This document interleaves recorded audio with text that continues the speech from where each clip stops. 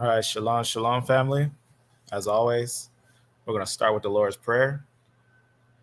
Our Father in heaven, honored be thy name. May thy kingdom come. May thy will be done on earth as it is in heaven. Give us each day our daily bread, and forgive us of our trespasses as we forgive those who trespass against us. And lead us on a righteous path and guard us from evil. In your name we pray. Amen. Amen, amen. So Synthetic Sunday. So I'm going to be talking about a topic that, is not often talked about. And it's just this E1a and this E2 group, which I think is very important to know a little bit about what's going on with these things, because the E groups are all monophylactic. So I'm going to actually show something real fast, as I think is important to know. Now, the DE group is really interesting because there's a lot of different controversies on the DE group, right? Where did it start? Where did it go? Right? All those different things and whatnot. But it's actually confirmed about its split. It's known about its split. It's known about the different directions of where they are. And if we look at the ancient lineage of DE, right? If we look at lineages of E itself, the oldest lineage of E, we know that they began in the Levant. That's one thing that we know for sure. But DE is important to know that D and E are two different lineages. They split, right? They're the same at first, but then they split. They become their own lineages. Now, D, we know that that's found in the lands of Susa, of Elam. And that's very important. And then we got some interesting migrations with DE to talk about. Now, you'll see different controversies, right? If you look on DE, you see possible place of origin, and you see some say Africa, and they'll try to use these three modern people that was found. Even if you look at the actual information, it'll let you know a rare deep root, right? Rooting, looking at the way that the DNA is structured, is find out that the DNA goes back is a deep root of D, right? Not the deepest root of D, but it's a deep root of D, right? D0 is after the, as you can see here, there's a deeper root than D0. So this one actually makes D0. You can see right here, it makes the descendants of it is DM174, also known as D1, and then another one, which is also known as D2 or in D0. So sometimes you got to look at that when they try to use D0 as if D0 is DE or even DE's split lineage. You got to be careful with some of those things because they're using modern people. That's actually what they're using. If you ever see this little study on this thing, it's not even worth looking at it once you understand what they're actually using there. They're actually using modern people. And they talk about modern people they found. But if you look at the other, there's one that says Eurasian. There's a Eurasian one. The reason why that one says Eurasian because it's based off of ancient lineages. Because it's actually known that the E lineage migrated with the L3 lineage. And that's what we're going to look at today and connect a few lineages together. And it's going to also show E2 and E1 as those are also monophylactic lineages. Now, if you actually seen this little study, there's a little more to it. I got a few things I'm going to add to the description afterwards. His 2 pieces of information from JPass on DE and a little bit of where it actually started at. The interesting thing about it is that actually DE split somewhere up by basically Siberia. So it had a very interesting journey, pretty much. Long story short is that it was one of those lineages that's found Paleolithic, upper Paleolithic. It was found and it's split, right? These are going to be one family, but yet they're going to be a lineage that's going to be found in the north, yet they split, right? They're going to be a lineage that's found in the north, but yet they split, right? They're going to make a couple different things, a couple different people. And we're going to look at some of those just to get an idea with the female lineage. And the reason why it's the female lineage, because we know the female lineage links with the earliest ones. So this is talking, Russia and stuff like that. This is talking Russia. So just put those here. I'll add these to the description afterwards because I'm going to do a more detailed piece of information for DE and everything, and just talk about some of the things that's going on there. So this is just talking about who they found there in those ancient times, and it's talk about basically the ones who they found there. Basically, you consider them as, you know, natives of the land, natives of that area, because how old it is. It's going to be very old information, very old finds. So basically, the information is talking about, you know, when you see DE, right there, you're going to see actual ancient connections, because what also is connected to those ancient people is the L3 lineage. That's very important when connecting these things. So you're going to see that this is going to be a very long time ago. Just talks a little bit about some of those things, some discoveries and whatnot, and connection, basically putting it all together and whatnot. But I want to talk more on E2 and E1 today, but I just want to talk about that we do find fossils, actual fossils of the actual split up there. But we can also find geneticists talk amongst themselves and actually say, you know, that it is a Middle Eastern lineage. For example, I'm going to go to something on here, on this PDF here, and I'm just going to show you what it says about DE.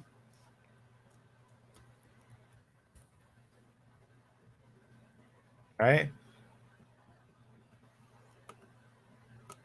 And if you have any questions or statements or anything you want to, you know, or anything you want to talk about, let me know as we go over this. All right, so let me read this right here. The Middle Eastern haplogroups D and E split 42,000 years ago. Now they actually admit there that the lineages of D and E are Middle Eastern.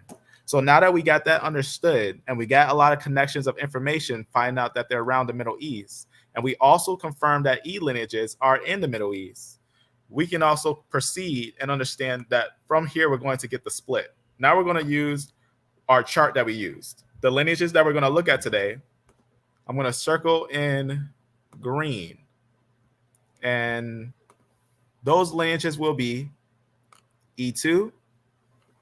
And yes, I have some finds of them outside of Africa. Yes, I do. So we're going to talk about that. And E1a. So we're going to talk about E2 and E1a.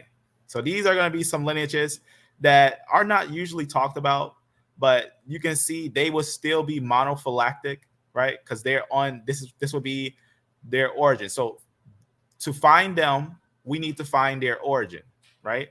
We need to find EM96. So what we need to do is find out if we can find their father lineage. Let's see. See the computer screen. Okay, let me turn the screen on. Thank you for letting me know that. One of the brothers had let me know the screen wasn't showing. All right. As you know, it's always a show and tell. Synthetic Sunday. All right. So let me show basically what I was just showing real fast.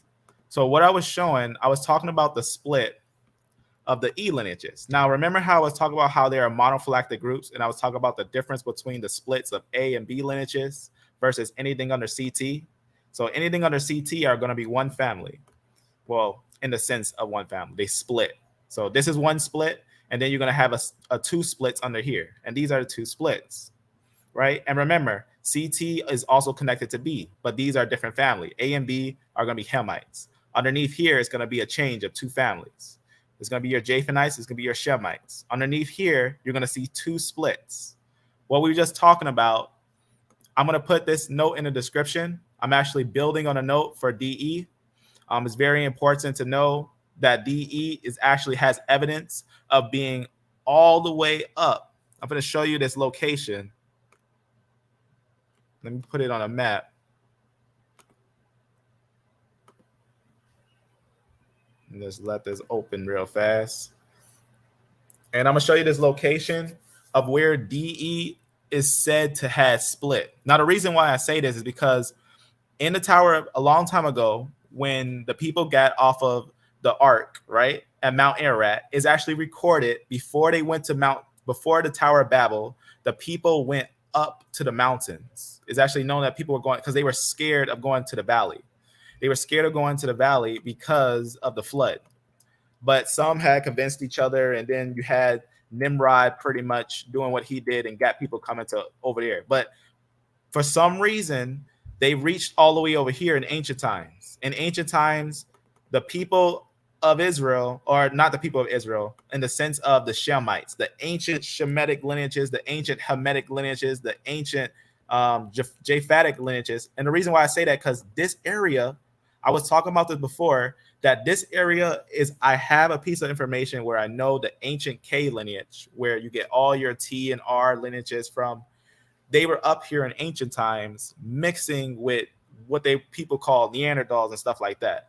But this plays a major part in the world's history. That in world history, at the beginning of the stories, this where people started dividing. The nation started dividing. And I'm not saying this is Shinar, but they came down from here and settled in Shinar, right? At the Tower of Babel. And then God spread them throughout the nations with their languages. But what I'm showing you here is that here we actually have evidence of the split. There's actually known information. I just want to show these two things from JPAS again, right here. So this is going to be a little bit from that area. Late Paleolithic. We got late Paleolithic, middle Paleolithic. I believe this also shows a little bit of the early too. But what it basically talks about is basically the divisions that was going over there, the people that, and the genetics and whatnot, the things that were happening there. The reason why I'm showing this because it has connection with DE. That's just very important. And here's another piece right here. As you can see, this will have some information here. Just talks about some of the people. They would call them natives of the land in a way. So when this had came out, these are going to be fossils of different individuals. And they're going to be talking about 18 of them that they found. And they just talk about what's going to be there in the comparison and whatnot. So this is just something I wanted to share because it's going to show basically the connection of the Y-chromosome that they have there. And they actually talk about how it's D&E that was over there. D&E and some other lineages were over there, basically merging together and split. And you can get that information too. If you just go over here, you can get the information right off of the information on D.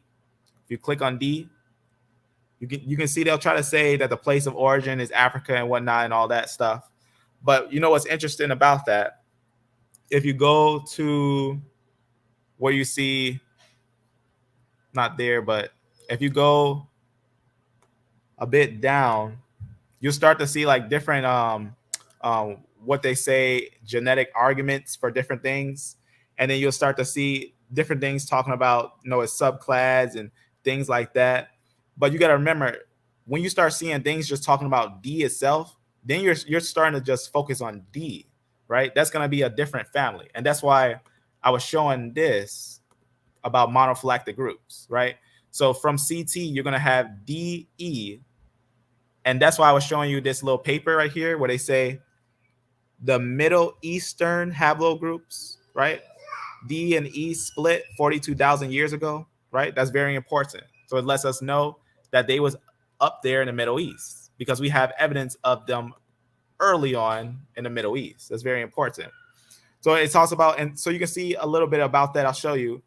So you can see different studies. You see this one where it says 76,000 years ago. You know what's interesting about that is based off of the modern people. It's not based on fossils. That's based on modern people looking at their genetics and saying, oh, that D must be very old. So they must go further back than that. Because the reason why it's like that is because D0 is not as old as DE, so it pushes back DE. So they're saying if D0 was old, then DE must be older than that, because that's the father lineage of D0. But let me show you something that's really important to see here. So this one is just a chart of the tree. This is just basically looking at the tree itself. You want to go to those that like start going to fossils and things like that. That's where you're going to get really important information, right? You're going to get a really deep dive into certain things like this one. You know what you're seeing here?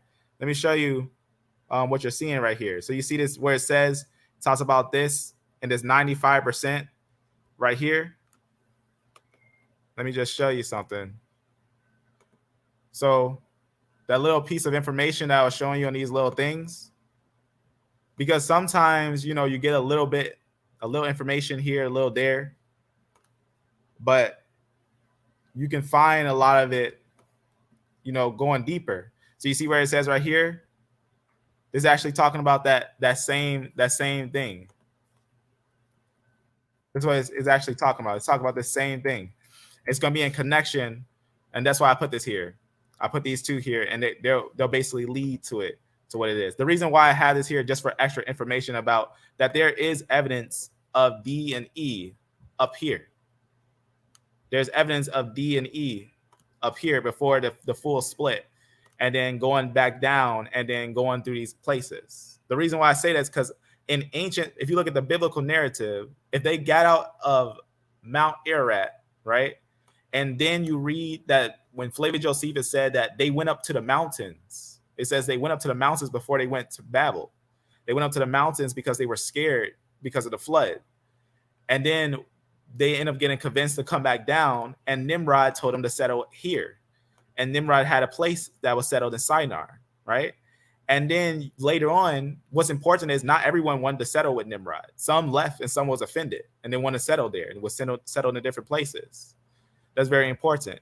And we get that in the biblical narrative that it tells us that certain ones will settle in different places. But the reason why I want to show you that is because at one point in time, D&E split and it was around this area. That's very important. So it just talks about, that's what these are going to be. And there's going to be Paleolithic. Nothing gets earlier than that. The Paleolithic time frame is going to be your earliest time frames. That's very, very important. These are going to be very, very important pieces of information that's going to talk about what's going on with that 95% of their Y chromosome. Why 95% of them is the same. And you know they got the CT values, right? It's going to be very important what's going on there in that area. So I just put that there for some information on these things, which is going to be talking about, you know, ancient times over here in Russia, right? Very, very old place that's found, right?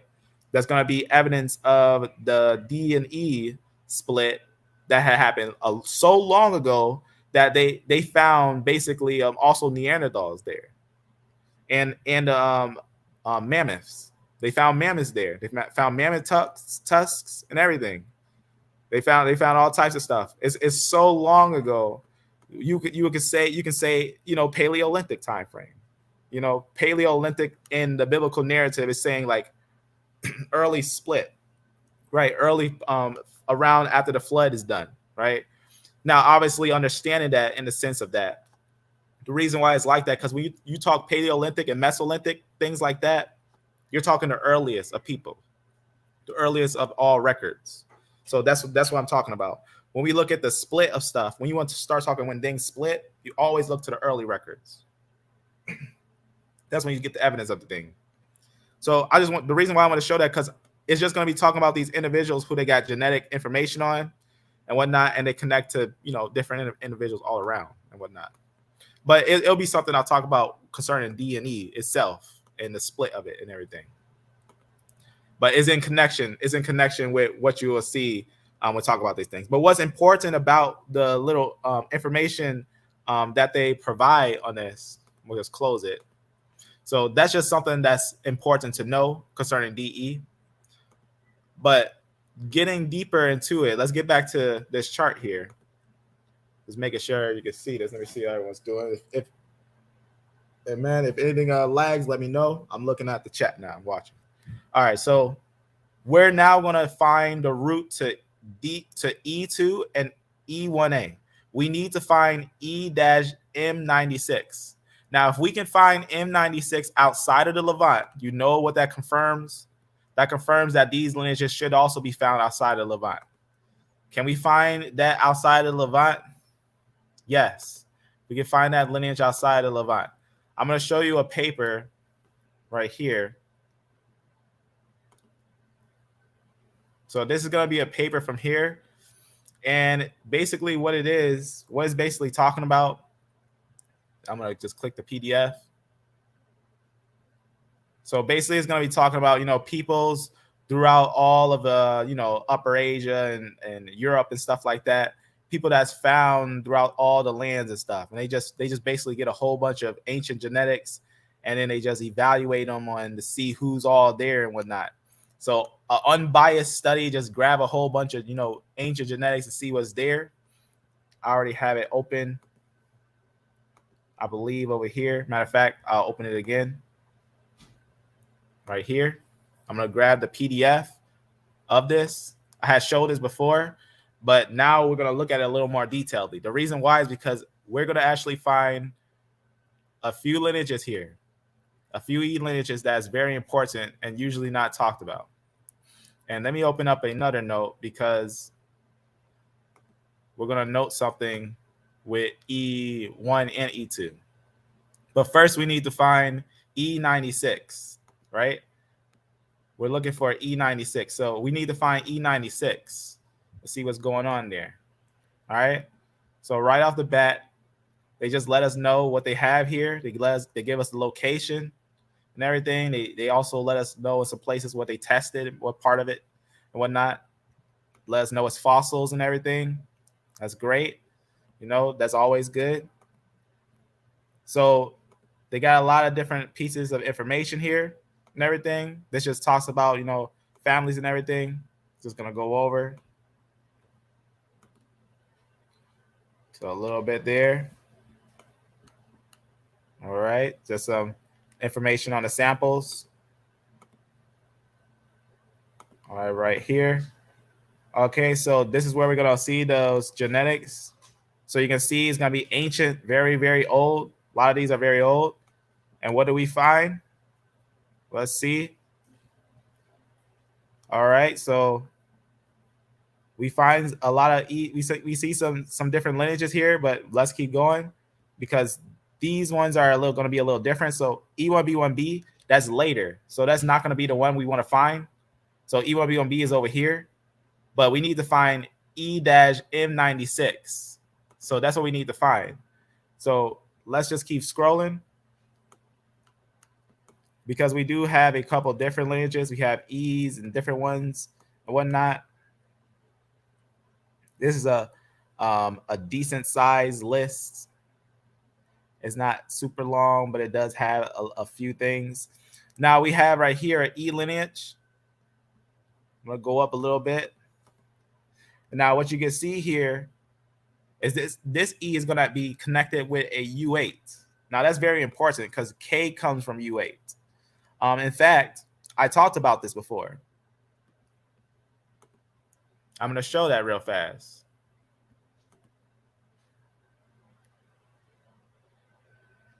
I'm gonna show basically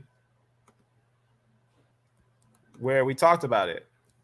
So on a video we did a video on P58.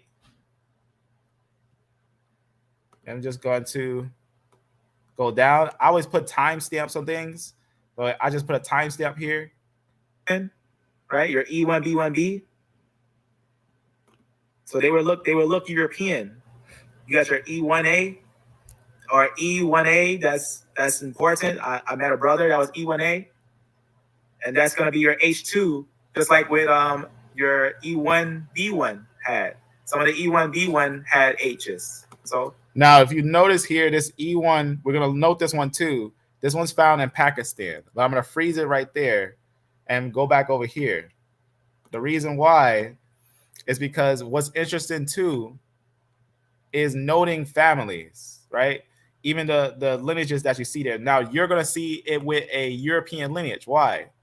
One would say it will be European. The reason why is because U is noted as a European lineage. Now, that's important. That lets us know that they're up there. They're in the north. They're mixing and they're mingling, right? That's very important. And this one, this is an early E. This E is going to be there in Ukraine, Europe. So that's going to be up in the north. So we got an E up in Ukraine, Europe. This is an E that's commonly talked about when they say they found an E in Europe, in ancient Europe. This is that one that was talked about, that they found one E in ancient Europe 4,000, 3,000 years ago. That's very important. So talking biblical narrative, that's right on the money. That's exactly what you want to see if you want to find out if a lineage is a Shemite or if it is a more Hamitic lineage that probably will be more just in the south. But this is going to be a Shemetic lineage. It's looking like this E lineage. We can keep going down. Now, the reason why, too, is because we also can tell from tone. Because a lot of times, even though they would have European lineages, female lineages, we got to also note that they themselves, a lot of times, when they talk about their skin color, a lot of times they still look dark skinned. Like, for example, the U lineage, like U5, still has dark skin. That's very important. In ancient times, the U lineage had dark skin.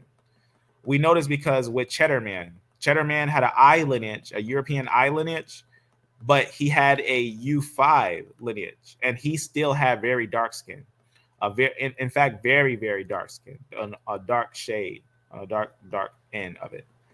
And that's what we see with many lineages sometimes. You know, we see different individuals that they themselves could have a European lineage, but their skin color can be a different look. So sometimes it can be like that, but you got to know which ones can be like that. Usually in the Indo-European females, they are usually going to be lighter skin, but that U lineage is that exceptionally special one that sometimes you find it with darker skin, yet with European male.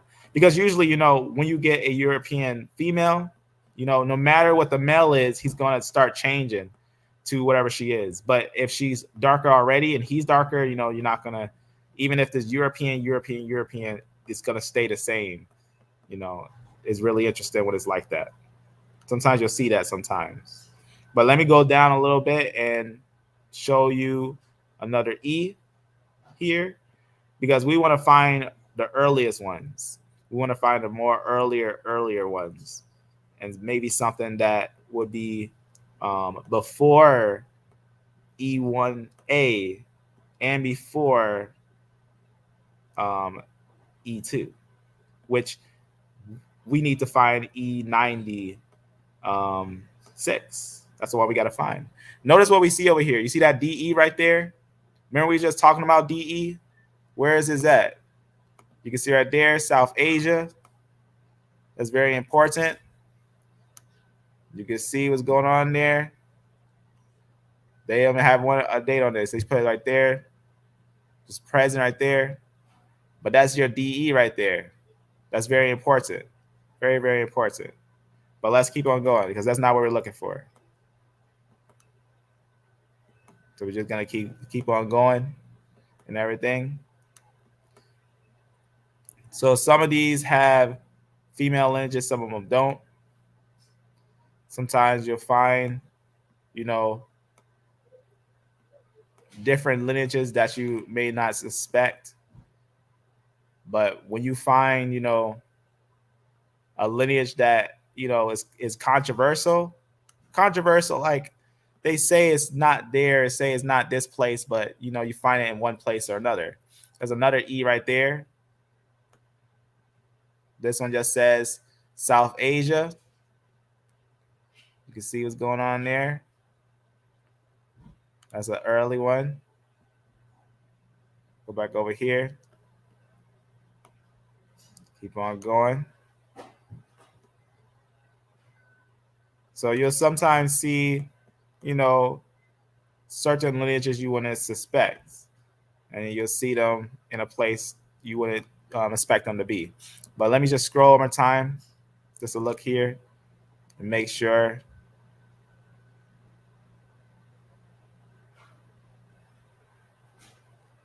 All right. Just doing one more scroll to make sure I didn't fly by it. In fact, all right. So I wanted to show you that one in Germany. That's just one. There's another one. Now I'm gonna close this and go back over here to where we was talking about the lineage that we found there.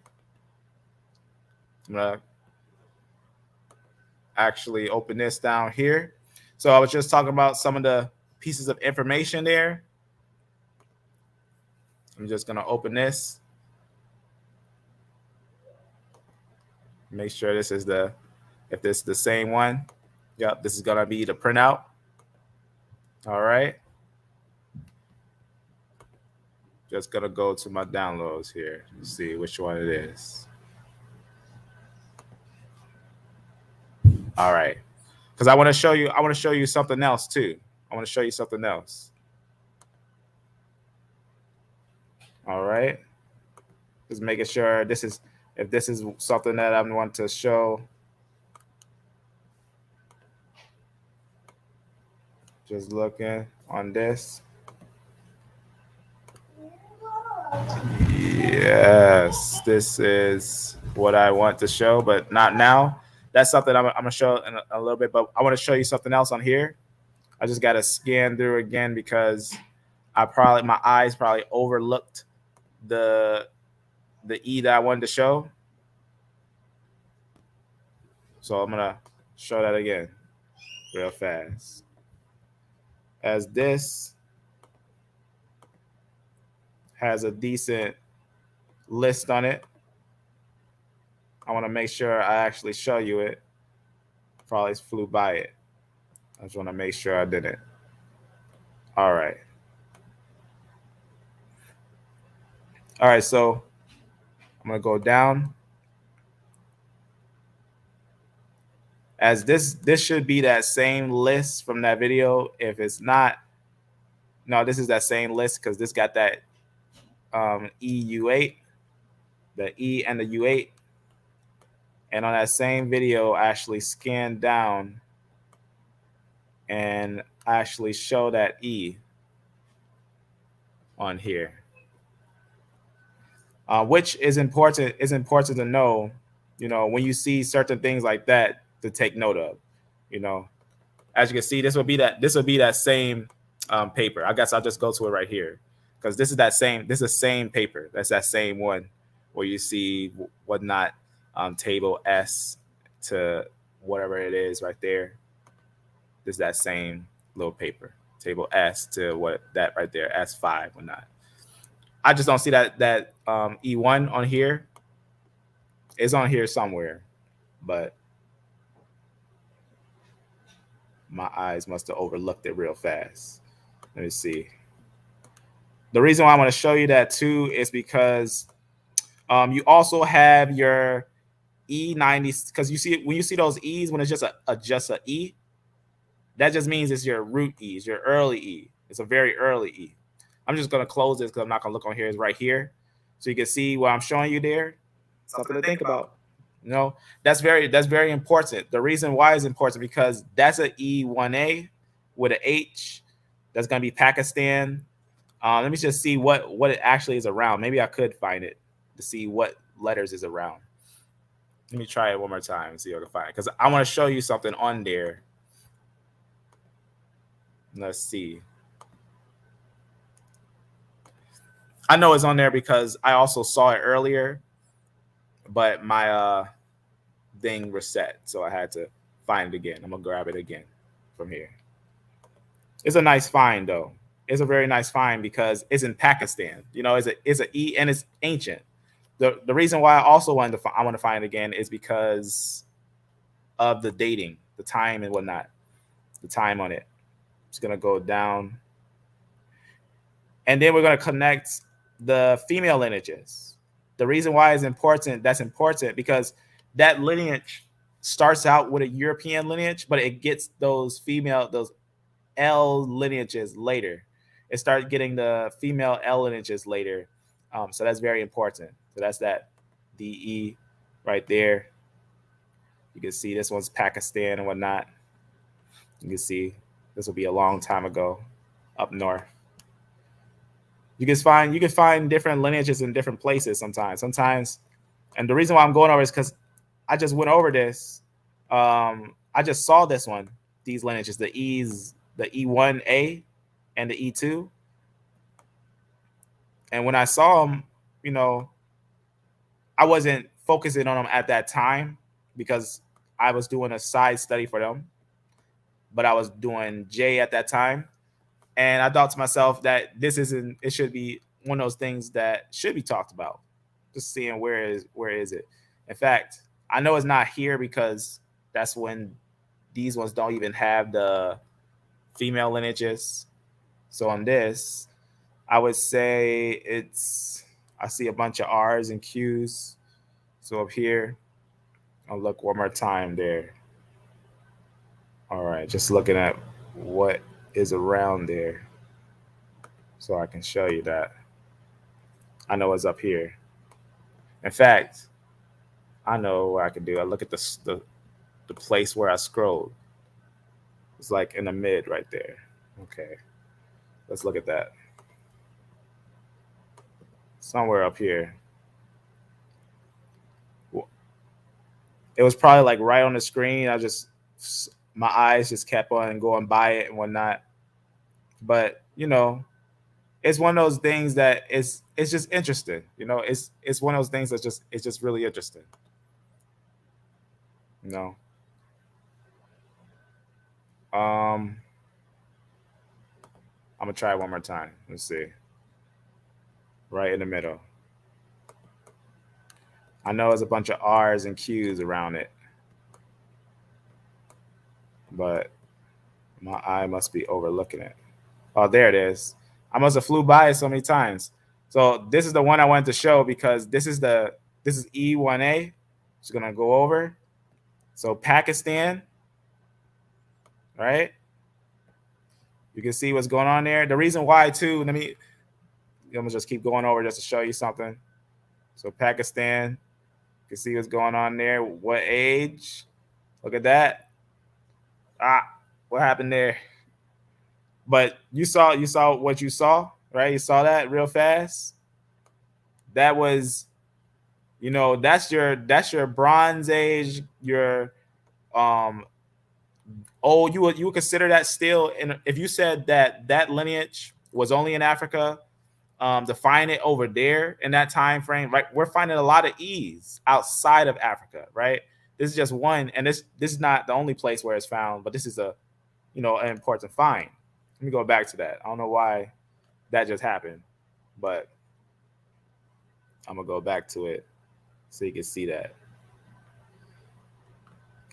I would never find it if I wasn't looking for information on J. I just end up finding this, and it was just a bunch of random, genetics that they just threw together that they found in those lands, which I always think is amazing. I always think it's amazing. Just let the blood talk. The life is in the blood. Let it tell itself. Let it tell what it is. That's what I feel like. That's why I always look at Y and the X, because you can't get no simpler than that. It literally tells you what's going on there. The life is in the blood, and you got Hamites, Shemites, and Japhanites. There's no new people, right? These are the only people in the world. So I'm gonna go over here. So like I was saying, right? That's very early, right? That's like the biblical narrative time, right?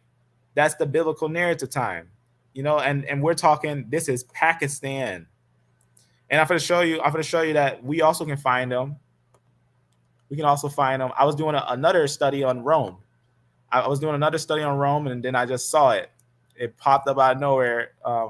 One of those, let me just close this.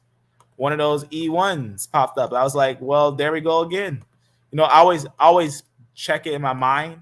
I always be like, okay, I'm just going to check that in my mind. But this is what the study was. This was the study.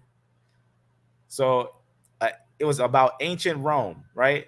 And it just talked about genetic crossroads of Europe and the Mediterranean, right? And obviously you got to, look at it and understand what's going on there. They're talking, and notice it's going to be talked about all throughout time, throughout even, 12,000 years and whatnot. So again, a lot of information on this one. We'll close that. And I'm just going to open it.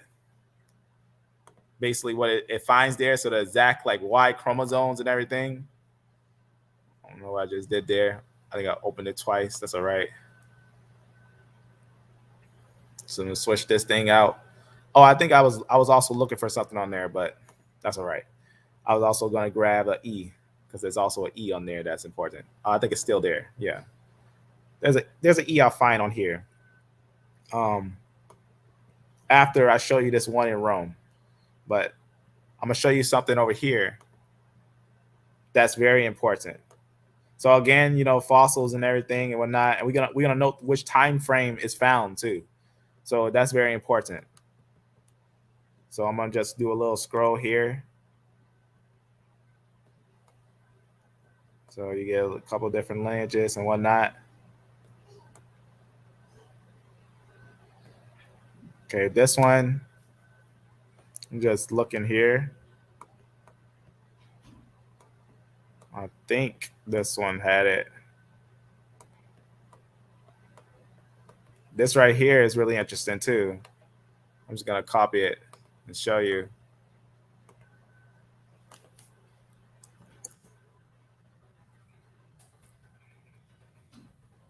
Right there. Shalom, shalom. This one is E1B1B, but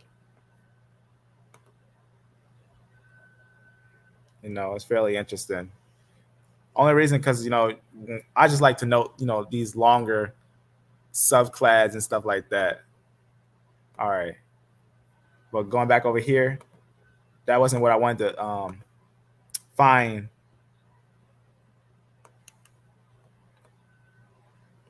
I'm just gonna, obviously in these areas you're gonna have your E1B1Bs, but it's interesting when you get these extra E's there. These extra E's there.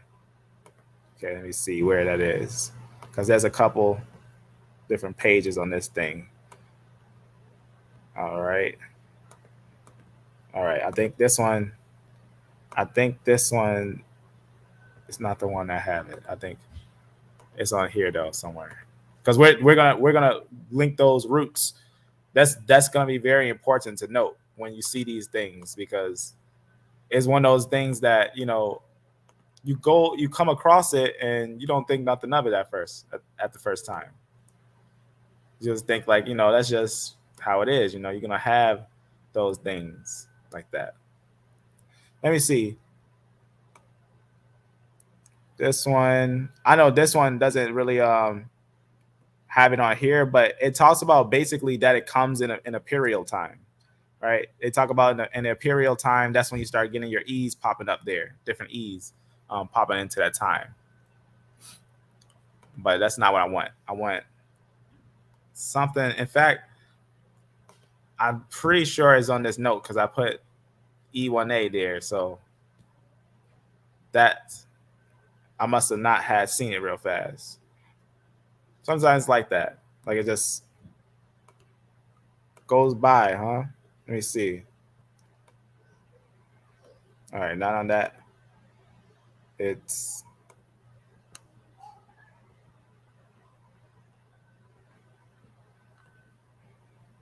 trying to see if it's here. I might have put it down a different note. I'm not sure.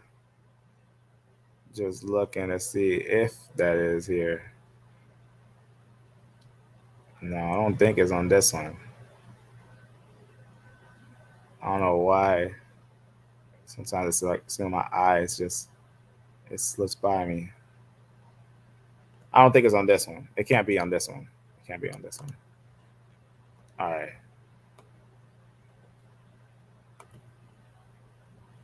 Just looking on this one more time. No. Yeah, it can't be this one. No. All right. Just wanted to check those ones. Let me see, because I was just looking at it earlier today. Let me think. Yeah, it was that one. That's the one I was looking at earlier today. I wonder why I didn't see it. It was on there though. That's the interesting thing about it. In fact, it might even be on the live. The live that I just did. I just did a live with it, and I was just talking about this exact one. But some reason I don't see it now.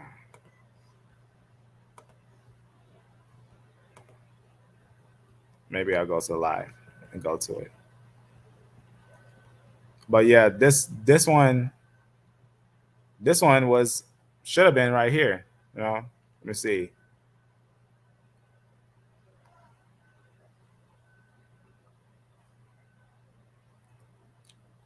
Even so, that's this one. I don't know with that one. That one I'm gonna look again. I'm gonna put it in the description if I see it again. But I knew it was on one of these. Like right here, this one would be there, and also I did one on Rome, which I'll just open that one real fast and just show. Maybe I'll just have that timestamp because I just went right by it when I saw it. And when we was doing one Rome right here, bearing geometry. I'm just gonna go over to where it's at. Just something I noted. This one I didn't really like comment much on them. I just wanted to, because it was just too many Y chromosomes. I was just thinking to myself, I can't even make a decision on what's going on here. It's just, it's obvious they've been mixing. Rome is just like the most mixed nation for a lot of different peoples. So you're seeing that. I'm pretty sure it was somewhere on this one going on there. See what's going on there. So nothing too shocking. Sometimes you see an X there for the MT. But this on this somewhere on this, I had broke it down and I was talking about what was all found there and everything. And this one I didn't really put a timestamp, but I know that I seen it on here somewhere. This one I have to see it again and see where it was, because this one I did see it. I saw it when I was scrolling on one of these lists, but I would have thought it was that list. I know I was just looking at it today. I know that I was literally just looking at it, but I must have put E1a on a different list or something, which is odd because I was just looking at it, literally just looking at it myself. But I wanted to show that on one part. I'll just let that one be, and then I'll timestamp it. I'll put it back on here afterwards. But this one I wanted to show first. I wanted to show the one at Pakistan in the time of the Bronze Age. And I also wanted to, let me close this. So this was just for, D&E showing evidence of being in the north, which, controversial that is even that high up, very high up in the air. But let me show you the other one I want to show you now. I'm going to save this. I'll put that in the description. And let me show you the other one. Trying to think of where is that though, because it should actually be in Rome. Should be in Rome, but that's the one that I'm at to look at. But I really want to find it. I feel like it's shouldn't be, too far away. I know it's right on one of these, which is odd. I would have thought it would have been on this one, but there's no way that it could have changed. Let me just click here just to look on one more to see, just to get an idea on what's going on with that. I don't know what happened with that. No, this is the female. This is female lineages. All right. Well, back on cycle. So I'll put something in the description when I get a chance to grab that one from this, and then I'll talk about that E lineage. And because there's actually a few different E lineages. There's your E1B1B that's found there, and then there's your E1A. There's an E1A that's found there as well. So there's an E1 B1B and an E1A, which I'm gonna look for that and put that in the description. See what's going on with that one. But as you already seen with the other one, we already confirmed that it was in Pakistan, right? That's the one that we was looking at here. That this one was in Pakistan in ancient times. That's just very important. The reason why is because we need to find its older lineage. We need to find a lineage that's before that one. I also want to show the E2 first. I want to show you that we also found an E2, which that one is on a note right here. We found an E2 that was up in the north as well. That's one that I just flew by pretty much. So right here, I'm just gonna open up the thing here and I'll show you this E2. All right, so what you see here is just some information letting us know about the Eurasian steppe, right? With the beginning and whatnot in connection with some Scythians, right? People of the north. Now, what I actually found when I was on here, you can see some of the mtDNA, you can see some of the Y-DNA. You can see right here, you can see your E2. And notice that you see it with a U5. Now, U5, that would be still a darker skin lineage. But I was talking about, you know, when you see a U5, sometimes you see it with your eyes, sometimes with R's and whatnot. But U5 will be moving with that E2. And you can notice that this is going to be the Scythian time frame. So this is going to be a very early time frame up in the north. This is very important. This is going to be a very important find because this is actually letting us know that E lineages, if we can find those two lineages, we can find E2 and E1a up there in the north. We just need to find its parent lineage. And we can find a parent lineage. We can actually note that the parent lineage was up there in the north. The way we know is if we look at the ancient information, for example, we can actually go to right here. There's an ancient time, the pre-pottery Neolithic B. We can see that there's evidence of the earliest E up in the north. This is why I always talk about this. The pre-pottery and the Natufian time, you find evidence of the earliest E lineages. Right here, you see the earliest E lineage. You can actually click here, and you can see what lineage it actually is. EM96. That's your earliest E lineage you can possibly get. So we just found EM96 in Israel. We just found EM96 in Israel. So we get E lineages breaking from E96, and they're in the Levant. They're going to be in the Levant. Now, what's important about that is that we already knew that when we look at the information of the Natufian, they have the E lineage, a dominant E lineage. They continue on for a long time in the Levant still. We can see E lineages throughout all time, whether it be E1, B1b, E2, E1, right? These are different ones that we see throughout all the time, right? And then we also confirmed it with the E1, B1a, M2 found in the Bronze Age. That's the one we were just talking about. That was a very, very important find, talking about the migration of different E lineages and everything. Now that we see that there was E2 over there, right? E2, right? And they were with European lineages, right? That means they were moving together and they were mixing. They were moving together and they were mixing. That's important. But we're going to also note that some get different lineages. Now, I have this little piece of information here. It's about people in basically Indo-European areas in ancient times. So if you try to search L3, you know, you don't really find much and whatnot. But I found a way, you know, to find information on L3, but you got to type a bit. You just find on the page L3. And you can find that there's L3 here. Now, the interesting thing about this, L3, we know the oldest one, this is one I always talk about. The oldest L3 is found in Syria, pre-pottery Neolithic B. Well, that's that same time frame we were just looking at. That's that same time frame that we were just looking at. Going back over here. Well, you know what they also say about that pre-pottery Neolithic B? And remember, this pre-pottery Neolithic B is found in the lands of the Levant. As you can see right here, this early E, if you go to this early E, they'll tell you if you go to where its place of origin is, they'll try to use, you see right here, this is that little modern study. They also have this one. This study right here, if you just click this study, you know what study it would take you to? Because you gotta make sure you note that this is a 3, this is a 4. If you click this, and you go to line 4 right here, you can click on this study right here. And if you click on this study, you get some really interesting things.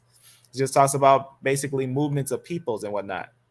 And they just talk about how the Y-chromosome is one of those chromosomes that's known to be pretty much outside of Africa. Long story short. is they talk about that the Yap lineage has evidence of, even moving with those, K9s and F lineages, other lineages, because Ham, Shem, and Japheth was brothers and they was around each other. We don't see a early scripture that says they split early. They split later, right? They were around each other for a long time. So that's what's important too. Also, what's important to understand is that this is just a little piece of information.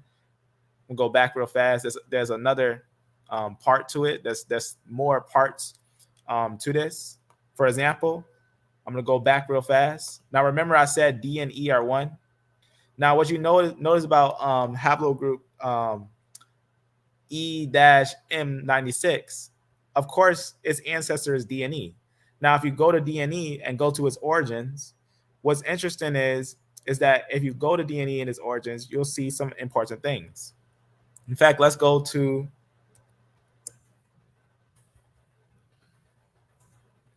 Wiki. Now, obviously, Wiki should not be your commander in chief in how you go about these things, but it is a guide. Is right to use as a guide in a sense, but don't go like, oh, well, see there in Africa, that's the end of the story. You got to know about both sides of the story. So you got to know about this, that these are actually modern humans, not fossils, which is a fact. And these ones are actually fossils. And guess what they're linking them to? Carriers of L3, right? They talk about carriers of L3 of the earliest DE lineage.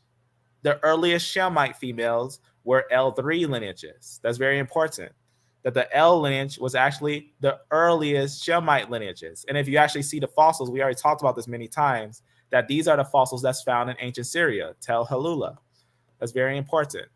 We talked about that when we talked about the Natufian and things like that. So that's letting us know that the L3 is linked with them, right? They try to say African origin. Why is it African origin? Because it's linked with your E lineages. They'll talk about that too, that your E lineages basically cause your back migration. And remember, this is fossils.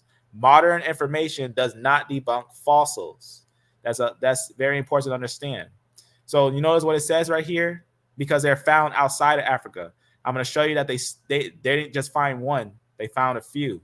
The split of the Y-chromosome composite DE haplogroup is very similar to the age of mtDNA L3. A Eurasian origin and back migration to Africa has been proposed for African Y chromosome haplogroup E. So that means all of E, because of DE being found up there, all of E that splits in the Middle East is considered also Eurasian. Now let's go back over there and get a little more deeper into it. So that's just in you can see here just to show you the actual physical evidence of it. You can see what's going on there. What you got here, L3, Tel Halula. Well, you got some fancy things going on over here. What else you got going on over there? You still got some different lineages all around these areas and whatnot, right? That's very important. Just different ones in a certain time frame. But in this time frame, you can see you would still have other lineages around. But in this time frame, the earliest time frame, Syria, you found your L3 over there. That's very important. Very, very, very, very important. Let's go back over here. So I just want to show you that L3 real fast because that's just one L3. There's more L3s. So going down, we can actually note another L3. Now, what's interesting about this L3 is this is the Chalcolithic time frame. This is 6,000, and this is in Israel. L3 that we found there, this one, this Tel Halula. But let me go back here and go right to that again. So I want you to see this.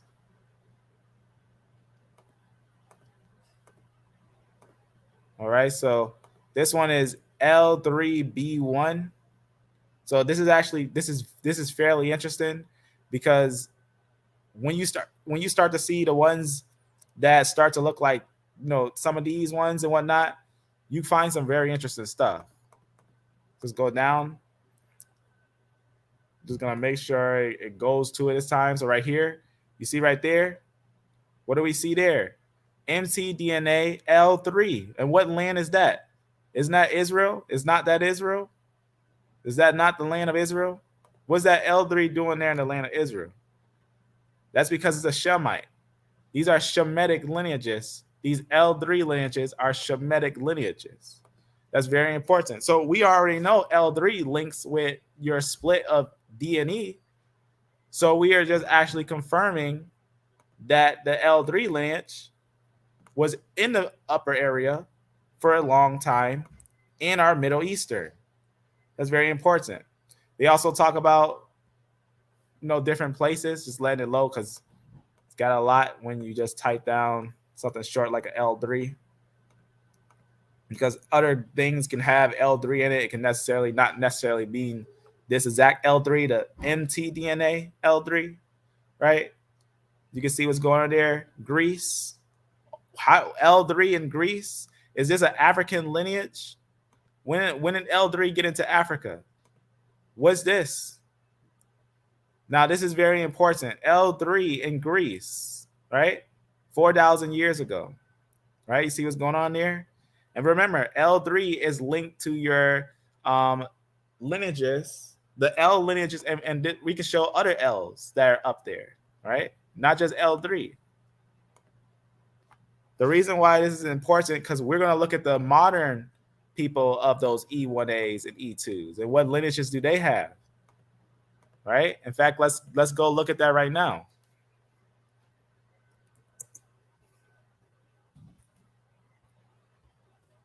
So we already seen that L3 has links to the D and E group.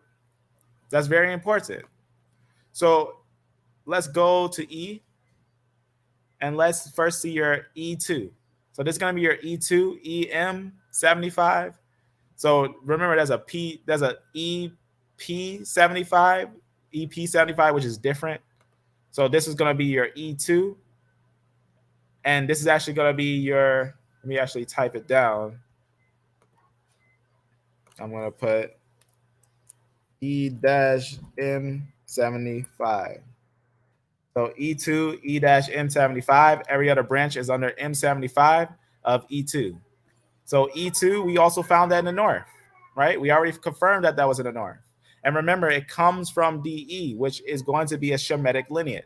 It's a confirmed Shemetic lineage, a lineage that was up in the north, which his father lineage was up in the north, right? We already confirmed that. We're going to look at some more places too in connection with those things.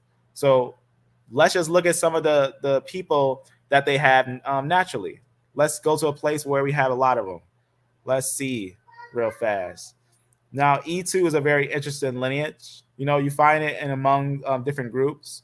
Now, you find it among your Dogon, but Dogon, they're going to be a little different. They're going to be a little different than E2. They're going to be more E1. We'll go to them afterwards. But let's go to a people where they're more around. Now, obviously, this is just because of all the wars, all the forcing of going into one area and settling in one spot and whatnot. You get these things that's happening here. I'm just looking for one that has a large portion of it. Let's say this one is kind of, you can see they're not always filling the whole area. They're always scattered about. They're just a people that's kind of like all over in different areas. And this is just those ones. Africa is the one they want to put on here because that's just how it is. Let me just see these ones. Let's see. Matter of fact, let me just make sure if it was no one that was higher than that. I'm going to go to this right here. All right, so just going to get this little PDF real fast. Usually, is one of those things that, you can see they're going to say that they're going to have their P2, but it's an earlier one. So right here. So they got some there. Not a lot, but a few. So they got some there, right? But this isn't one of those nice charts and everything. But I know a lot of brothers, or I knew a few that told me already that a few of them have L lineages now. A lot of the E's have L lineages. That's why a lot of times they call it African and whatnot, they'll call that lineage African and whatnot. But that's one of those things that you'll see going on and whatnot. So you can see it be basically mixed with these groups. So you can see they got into Africa later, right? But some of the finds that we find early finds of them outside of Africa. You know why? Because people didn't start in Africa. People didn't actually start in Africa. But you're going to see later results like this. You can continue on, right? We can see L3 in other places. You can see right there, we already talked about the one in Greece. Because I talked about that some of the people here also went over here. And if you look in linguistics, Greece is linguistically close to the Hebrew language. That's very important. The Greek language is linguistically close as it evolved as the Hebrew language. That's why like it's easy transferring Greek into English and stuff like that and whatnot, because it's even close to Hebrew, right? Makes it easy for linguistic translation, right? That's very important that we actually have connection of people from here reaching here. So we have connection of these areas. And we talked about that on that one live when we was reviewing Benya's video. And we talk about how some of the E lineages went over here, right? They ended up, even in fact, some went down here and went over here. Some was going around here and some was going up here. They was meeting each other from the midpoint and they was going back around. That's very important. And that they were settling in these areas. And a lot of times you'll see a lot of Shemites actually rule in these areas here. So that's actually very important. They was actually over here in these areas. And that's why Syria, right? Syria, that's where you found it. Tel Halula, we found the L3s. You can find different L's there. L2s, L1s around, different L lineages that's around that area. But let's continue on, looking on. The reason why is because if you can link the female lineage, then you get some information of the migration. Look at that. Now she gets into Kenya. Now you can see. Now it's going into some areas of Africa, right? See what's going on there? And look at that. This is like a classic route. This is like a classic route area right here. This is like a classic route. The Egyptians, right, their area was here, went all the way down to the Ethiopians. Don't think, when you think Ethiopia, they wasn't poor and weak people. The Ethiopians had kingdoms of themselves, and throughout history is known that the Ethiopian kingdoms was extremely powerful for a long time. And two modern guns. They had a high train and arrows and things like that, and all types of stuff. And a lot of people would even link with them. We even get the reading with some of the early Shemites and whatnot, mix it with them. That's very important. So this is going to be a separation of some Shemites being separate, and then they end up going down.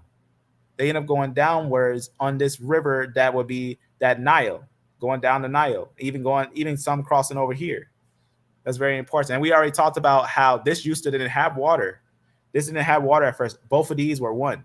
These two continents used to be one. There was no water here.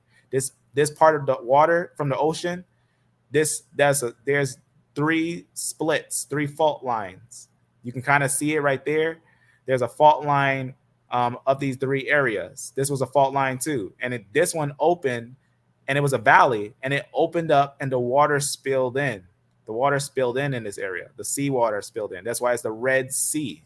There's actually this seawater that's in between there that spilled in. And these people was able to cross over at one time. There's a kingdom called Punt. It's P-U-N-T. It's actually known, if you look carefully, is a Shemetic kingdom. It has links to Shemetic kingdoms. And that routes of Shemites would go through this area, and they would have connection with these areas because a lot of Shemites ruled along these coast areas here, around these areas.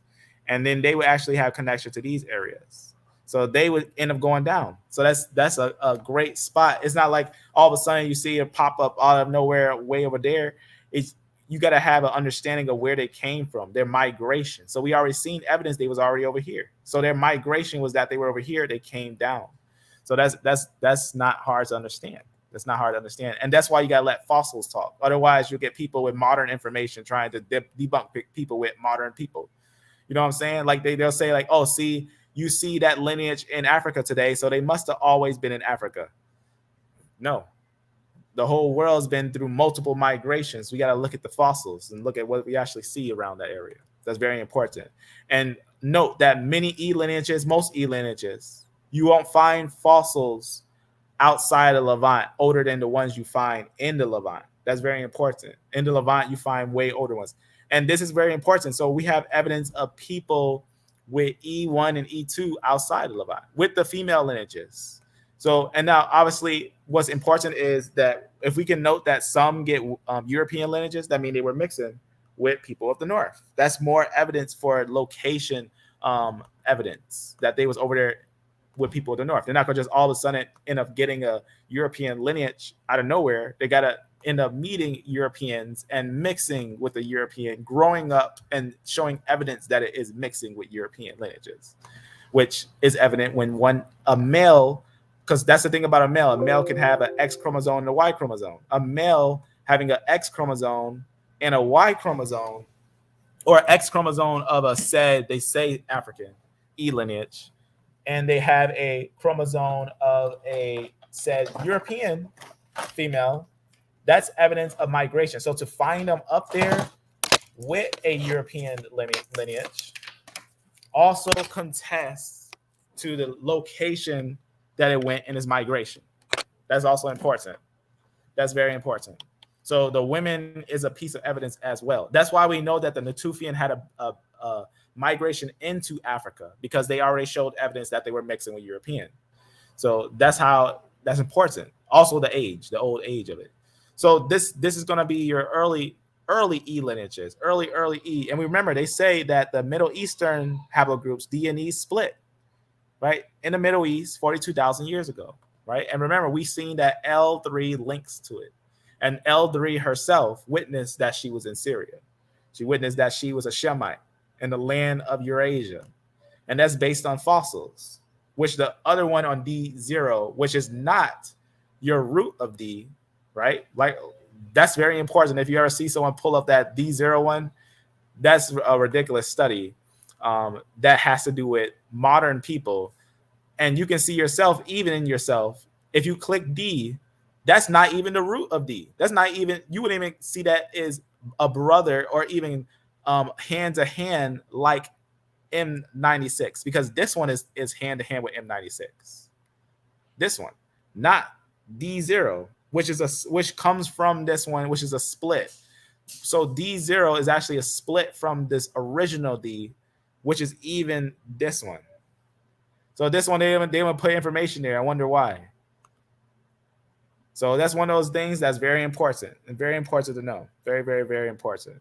So just to put a little information, on the information, D and E split in the upper areas. That's no doubt about that, because nobody was in Africa at that time. And then when the split had happened, right? The D, anything under CT, they're not even considered African. This is your DECT, right? That means your early split of DE. Are they comparing DECT or D0, which is a further down split from DECT? Be careful with some of those claims when they'll try to use that one right there, that D0. That doesn't debunk nothing. Just because they found some D0 that split in the upper areas and some settled in Africa, that doesn't debunk the earlier Ds, nor does it debunk the earlier DE. And then the evidence of E also being the Levant. You gotta look at that stuff. So the reason why I'm showing you that, because you can't have two places of origin, and we know no one began in Africa. That's a biblical fact and a scientific fact, because there's no fossils that can support that theory. Right here, this is where you're going to actually get the connection with fossils and connection with actually what's going on there. You don't talk genetics or information unless you're talking fossils. If you're talking connection of people, that's modern connections. But location, origin, that's talking fossils. And I talked about that before, where other geneticists will tell you that you can't talk about someone's migration based on modern people. You base it on the location of the fossils, because they know this based upon like the Scythian migration. They know the Scythians came from around Asia before they got into Europe. That's very important because they talk about how the Celts were one people, then they were wiped out and replaced by another people. That's another thing, a piece of information that's also important, that ancient migrations are not going to be known looking at modern people, but you got to know them by looking at fossils. So it's just, and this is just something that's talked about when you're looking at these things. Wikipedia is a guide to start you off, but they're just ideas and stuff like that. You want to go to the study and actually note what they're looking at there, what is actually what these are, because this study is laughable. If any geneticist try to compare this to a fossil, that's totally laughable. And also is not even the ancient subclad, which is DCT, and it's numbers pretty much. That's the one that you want to note, that this comes from DE, not D0. D0 can't even be compared with an E, because D0 is so far from an E that it'd be ridiculous to even say something like that. It's like saying my cousin altered, my family line later on by going to another island and mating with such and such people. It would have no effect at all to you. It had no effect what your cousin do in another island, being that far away from you and already not even related. In a sense of you're an E now, and that's a D. That's not going to affect you. That's very important. But noting that even that they're in Eurasia is also letting us know that they are going to be also Shemites, because DE, if you look at it at its full picture, they only got 3. They only found a few people in Africa with that DE that are living people. But if you go to fossils and its actual information on DE, like if you actually go into the depth of DE, you can see it yourself. That DE, the place that they try to connect them with this D0, and this D2 is D0. This D2 is D0. That's what they're trying to connect it with, this D0. But D didn't start over here. And you know what they're trying to do with this D0? You know what they're trying to actually do? They're trying to say that actually they started here, and then that's why we find the majority of over here. You see what I'm saying here? They didn't start here and just stay in here. But some reason they say, oh, they started here, and that's why we find the majority over here. No, what's important about that, what's really important about that, what even when they say, they'll talk about all types of things like this. They'll talk about the study, right, in 2020, and say on ancient and modern haplogroups, ancient and modern. That's very important that they're using ancient and modern, but you'll note which ones are ancient and which one are modern. I'm gonna show you, because it was an argument. Haplogroup C, D, and C and FT sequences, including very rare deep rooting lineages such as D0, D2, because D0 is D2. Sampling by this one in 2019 argues taking the deep rooted D0 into account, that the initial splits within haplogroup CT ancestor DE occurred in Africa. So he tried to say, oh, because this root is so deep, because D0 is so deep, which is not even as deep as D. It's not even as deep as D. But because this D is so deep, D0, it must be in Africa. But the thing is, they also argue that basically looking at the tree and everything, they analyze it of the ancient and present day non-African Y chromosomes, because there's also some Ds outside of Africa, all points to a East and Southeast Asia as the origin 55 to 50,000 years ago because of the fossils. Theirs is based on fossils. Theirs is actually based on fossils. The other one's not based on fossils. They don't find show a D0, or not even just a D0, show a DE or a DCT in ancient times in Africa. You can't. You're not going to find one of those in Africa because they were up there. That's where they were. That's where they were splitting. They were over there. They were way up there. And that's where it split. And then they went over here, and some went over here. But then some E's went over here. E's end up sitting over here, and they end up going to other places. But this is where it began. That's where the split was. That's where it's recorded. So they just talk about a little bit there. And that's why I got that Paleolithic information. So years ago, surviving non-African male lineages apart from recent migrations. That soon after the this is where it gets, the as far back 70,000, right? Soon after, and obviously 70 to 50,000 years ago, migration, they say, from Africa of basal haplogroup D and other basal Y lineages. You see what's going on there? What it's talking about there? It's trying to say, oh, they was actually they split. We know because they know that they split over here. That's what they're saying. They know that they split over there, but they it must have been older than that. It must have been like maybe we just don't have the evidence. That's why what they're doing is, if you notice on here, they're just pushing the dates. That's what they're pushing, the end dates. Let me see, where's that? What I was talking about there. I'm gonna go over here, right here on DE. So you see these dates right here. You'll see that this one is between 60 to 71. This one say 73. This one say 76. They're just pushing the dates back because of, they say that one is deep rooted or things like that. So they'll push the date back because they're saying that it must be, because they know that if they found a certain one, like for example, if they found a I'm gonna just read. I'm gonna read it because you got to hear what they're saying. It's just it's something else. I'm gonna read it. And I'm gonna explain a little bit afterwards.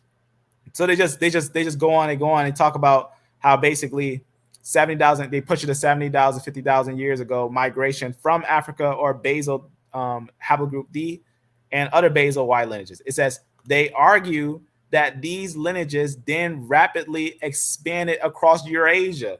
Now what they're trying to say is because the fossils is based on the fossils. The fossils are found in Eurasia. The oldest finds of D is in Eurasia.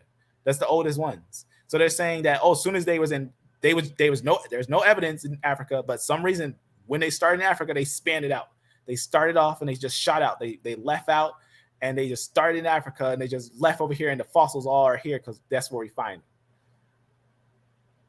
Later is very important. It says later, obviously spread out in Southeast Asia and then expanded westward around 55,000 years ago, replacing other local lineages within Eurasia. They even show that they were, this is something I was talking about. I was talking about how the Neanderthals, a lot of people was over there, and the D lineage and the E lineage was over there, and they were fighting with the people over there, and they was basically conquering some places over there. And that's why I was kind of like, I went to this one when I was talking about tea. I lightly talked about it, and I was like, that's crazy to imagine that some of the earlier lineages that they call African, there's evidence of a battle that these lineages were fighting over there in Russia, ancient Russia. They was over there fighting and replacing each other. They argue that these lineages then rapidly expanded across Eurasia, right? Obviously in South Asia and everything and whatnot, 50,000 years ago, right? Replacing other local lineages within Eurasia, right?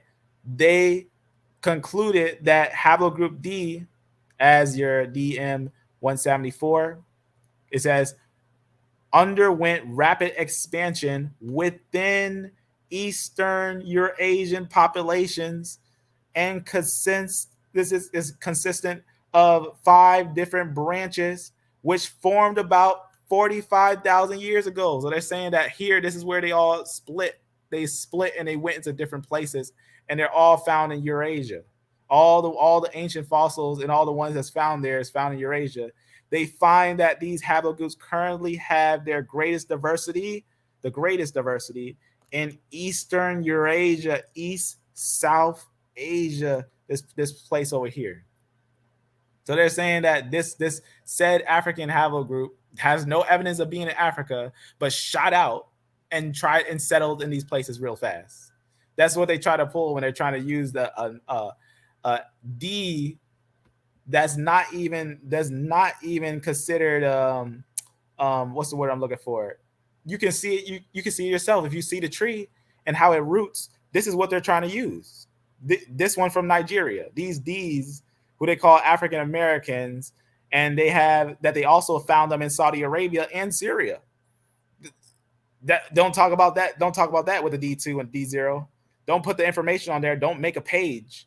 Don't put the information that D0 is actually D2. Don't share that. But let them know that somehow that's going to be your root. That's your root D. That's not your root D.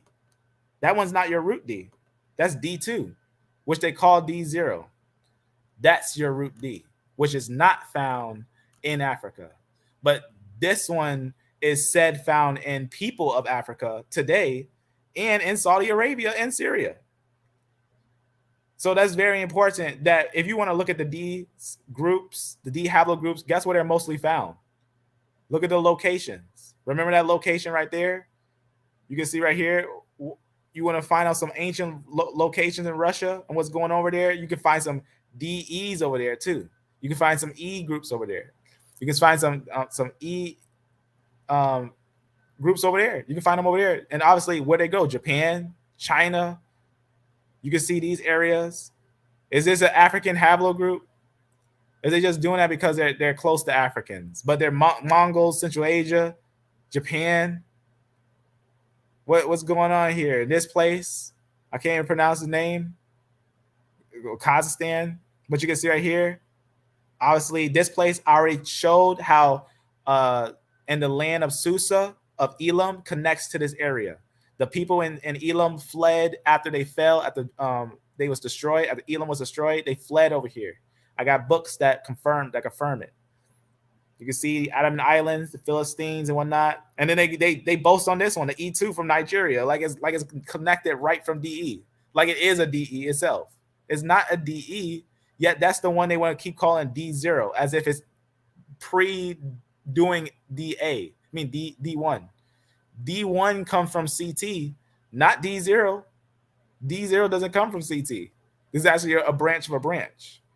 It's actually very important to understand that if you ever see someone use this little study, let them know they're using modern people. Let them know that they're using modern people. And if you go to the information yourself, if you go to this page, right on the actual next lineage of D/CT, remember that this one right here, this is not going to be an early branch. And it's confirmed that we can find them in Saudi Arabia. We can find them in different places. And other places in Saudi Arabia, this place right here. And you can see a population of 50,000. They'll talk about there's people of this D lineage all in those areas. So you telling me that they split over here and some went over here and settled in Saudi Arabia, and maybe they somehow went through Put and went down into Africa. Maybe that's why you find some of the D's in Nigeria, that they went through Punt and they're seen in Nigeria. Right? Because Nigeria ended up becoming a major place that a lot of people end up settling in. If you know, this area had some of the richest person that ever existed. You think a lot of people wouldn't want to go to Africa after they find out about Mansa Musa and what he did down there? Africa became a hot spot. It was a hot spot that people were gathering to. But you find out that the ancient peoples, if you find out the ancient genetics, they are in different places. The reason why I want to show you that, because when you think DE, you know, if you want to look to the fossils, look to the fossils. But know what you're looking at if you ever go to Wiki and you see some of these weird reports that say, we actually have another place of origin. Okay, let's see those fossils. What fossils? Okay, you don't got no fossils. Oh, well, they're found in Africa, so they must be in Africa. Well, they have other subgroups in other places. They are found in Africa, so they must all, you know, see, that's where we got to have a understanding of these things. It's a very important thing to understand, because they'll talk about D0 being before this. Don't let them talk to you like that. Don't let them try to say that it is, because you can see it yourself. If you actually see the split, you'll see what it actually is, because they'll try to write one thing. Now, the reason why I'm showing is because the Yap lineages show themselves to be proper Eurasians. That's what they show themselves to be. They show themselves to be proper Eurasians that settled up there. Now, they did mix with a lot of individuals of different people, right? But they're not Africans. They're just not Africans. That's just important. Is a Japanese person African? Come on. That's what they are. And that's who they mostly are. A lot of them are people that are going to be in the upper north, places like that. But let me see. Shalom. Just seeing some of that. Amen. That's right. Seeing some of that. Yeah. Easier instead of scrolling. That's right. I know. I agree. That's interesting. That's interesting. Yeah, that's an area that I think maybe we should go deeper into and see if there's other people in that place. Yep, Pathmos. Yeah, that we should range that Y chromosome alphabet make it easier. I just realized that you could do that. I forgot you can do that. That would make it much easier. I'm glad you said that, but I didn't even do that. Let me go back. The brother, he was talking about basically on that little tool, you can make it basically alphabetic, and that would actually help a lot. I'll show it real fast what he means.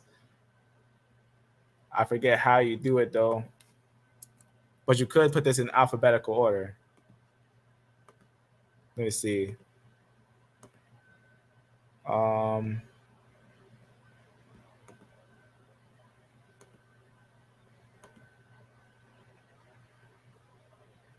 let's see. I'm thinking about how you do that. I think it was like you click something, but I don't see the tool. They don't make it so.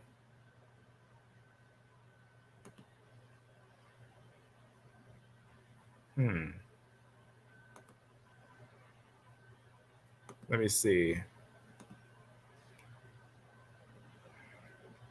Like this.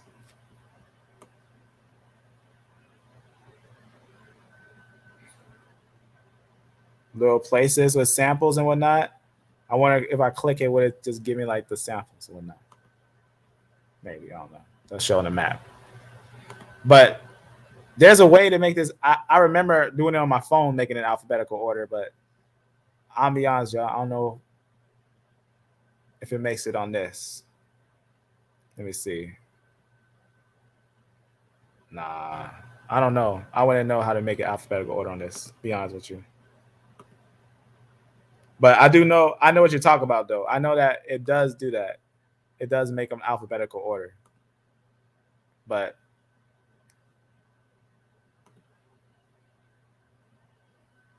this one, I wouldn't know.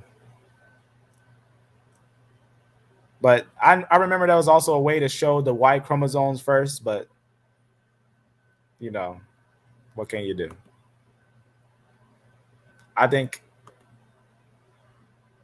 there's a way, but I wouldn't know. I wouldn't know.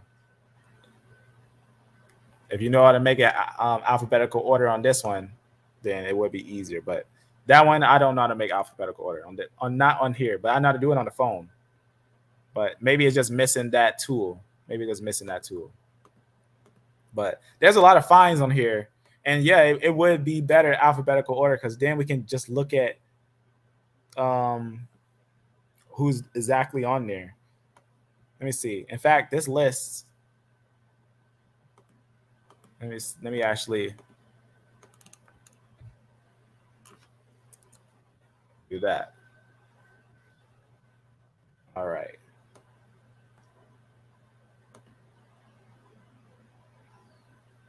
And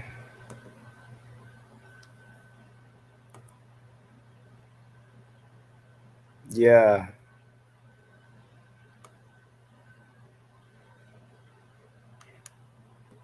This little thing, I want to know. I'll be honest with you. I don't know what to make of it. But I'm gonna go back to that little page. It does have other Y chromosomes there and whatnot, and it gets really deep. This thing gets really deep.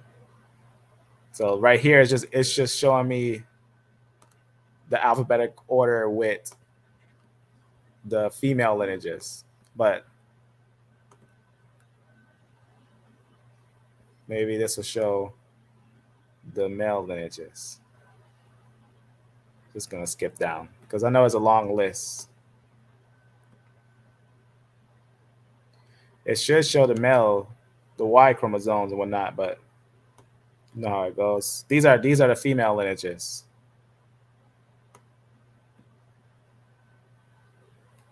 I don't know why I only got this much. This is the female lineages. But this is just something that, what's the one I'm looking for? It's valuable for its purpose. Let me try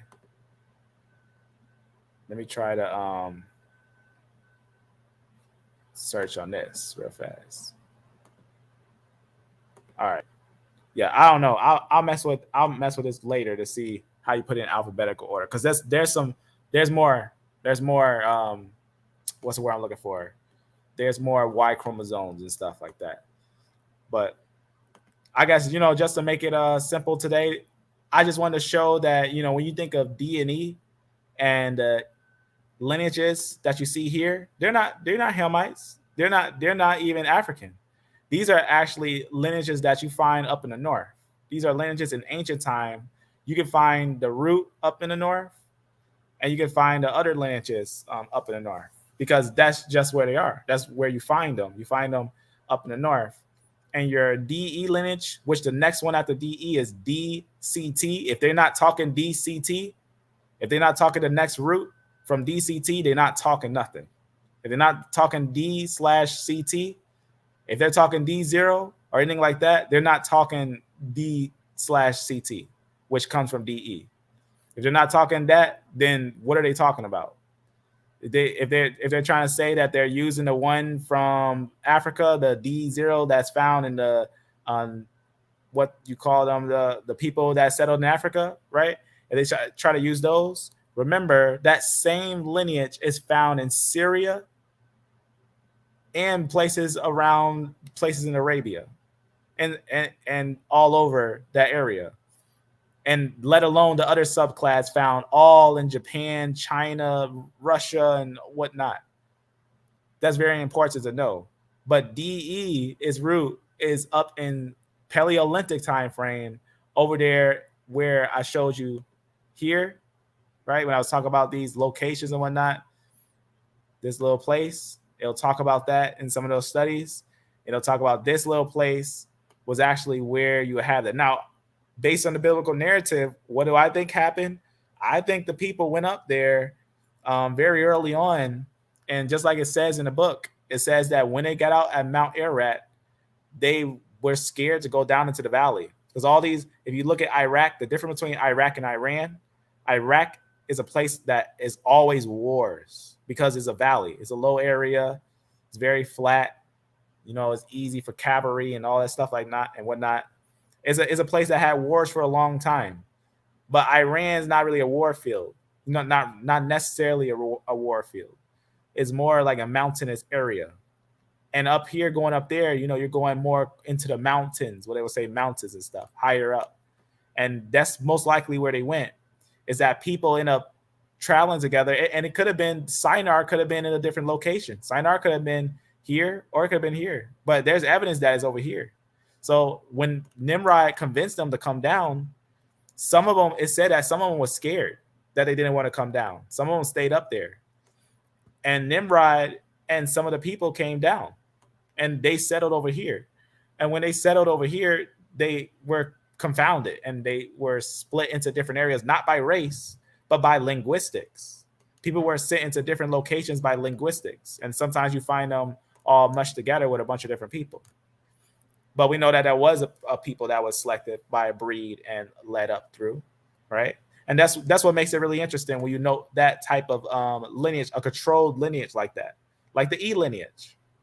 The E and D lineage show themselves to be proper Shemites, is what I'm saying, is that they show themselves to be a lineage that is like in the between. They're not your heads of Africa, and they're not the heads of the North. They're not the heads of Africa, not the heads of the North, because that's also what I've been talking about, that A and like your A00, you can find that up in the north, and you can find that in Africa, because that would be more your Shemetic lineages. Your Shemetic lineage would be your A lineages, which A00 was up in the north, but a lot of other A's was down in the south. A lot of other A lineages, like your Pygmies and whatnot. A's and B's were down there. But they're all related to CT. Everyone's related to CT. Even B, that's connected to A and B. Those lineages are all connected. They're all one. CT is like your split. It's like the grandfather lineage. And then you have your DE, which is one family. Remember, these are going to be found in, the north. So we're just going to put right here that these are going to be north. So that's going to be the north, right? These are actually found in the north. That's actually where the fossils are found. The fossils are actually found in the north. But you actually find your earliest E in the Levant. The earliest E that makes all these in the Levant. So, and we find these also in the north. We found E2 in the north, and we found E1a in the north. There's also one I found in the time of the Romans. I'm gonna note that, remember that, and put that there. So and we know E1b1b are Shemites. There's no one on this planet who knows genetics denies that E1b1b are Shemites. If anyone denies that E1b1b are Shemites, they don't know what they're talking about. Because E1b1b shows itself rooted up there in the north, and E1b1b moves as the Shemite nation that ruled the world. That was one of the nations that we see that actually has influence in all the north, almost all the north. But it wasn't necessarily the first ruler of the north. And that's probably what was going on there in Siberia. That's probably why Russia is always going at it. They are a mix of things. They're a mix of things. In fact, even to this day, Russia still got some E in it in his lineages. I'm gonna show something real fast. I'm gonna show something I put on one of these notes. I gotta think about where is that right here. I'll show you that E lineage is still in Russia to this day. You still got E lineages over there in Russia. So right here, this is gonna be from a place called Tatar. I'll just show that, or how you say that?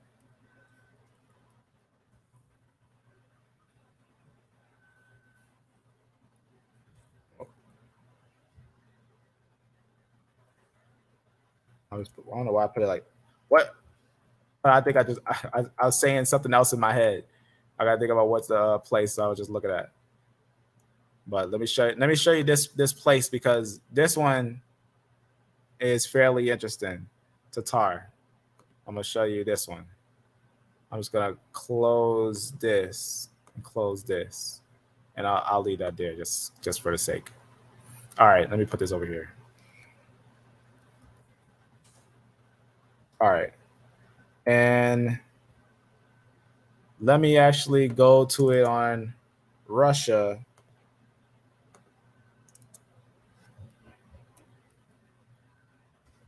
Right here. So you see this place right here. So these upper areas play a major part in the biblical narrative. Very early on, very early on, you see a lot of things going over there. So you can see right here, it's going to show a little something that's from this. It's going to be from this paper about the Y-chromosome haplotypes in the population of Tatar in Russia. Right? Just talk about what they found there and everything. And then this is what they say they found. They say the situation of populations in the space of the first two principal components from the data on the frequencies of haplogroups R1a, which is classic of Russia, N1, which this N1 I actually found really early to be in the little islands that you see over here. So I found N actually settled in this heartland right here. They actually settled here, then they moved over here, then they was settled in these areas. That's something I noted when I was studying on F, that they end up going to those different areas. And they also had which that's like your classic, they say Chinese lineage, like over there with Japan and China. Sometimes you see your O around Mongolia and stuff. And then your E1B1. You got your E1B1 over there. You got your J2 and you got your C, which C is the one that they were mistakenly calling Neanderthal. That's the one, because C, some reason, they're giants. A lot of the people with C groups, they're giants. And a lot of them are very large, and like Mongols and stuff like that. So when the Mongols were coming, they were some giant people that were basically coming at them. So that's just something to consider when you're looking at some of those things.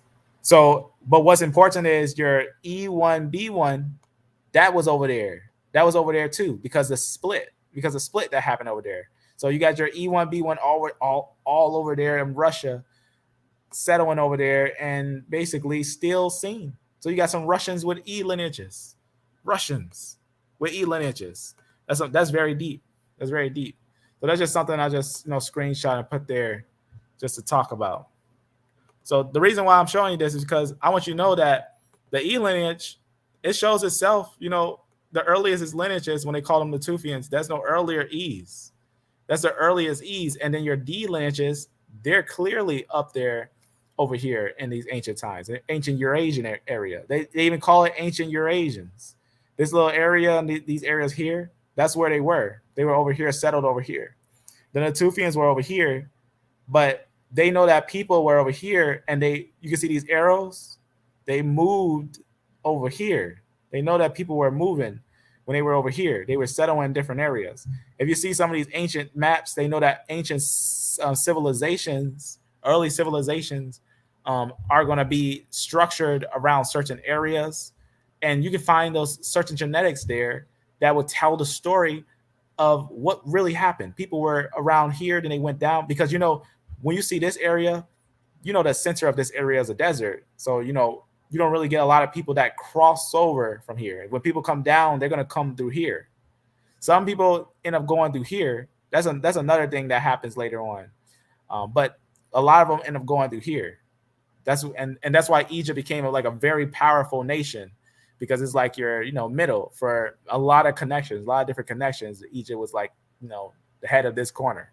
But then you got your Scythians up there, a powerful nation ruling in the north. So there was like two superpowers you always seeing, the Scythians and the Egyptians.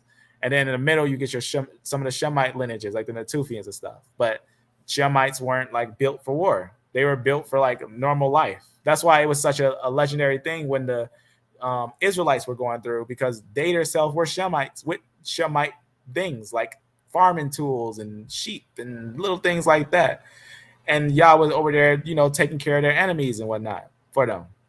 And that's just amazing, when you look at that understanding of the biblical story and whatnot.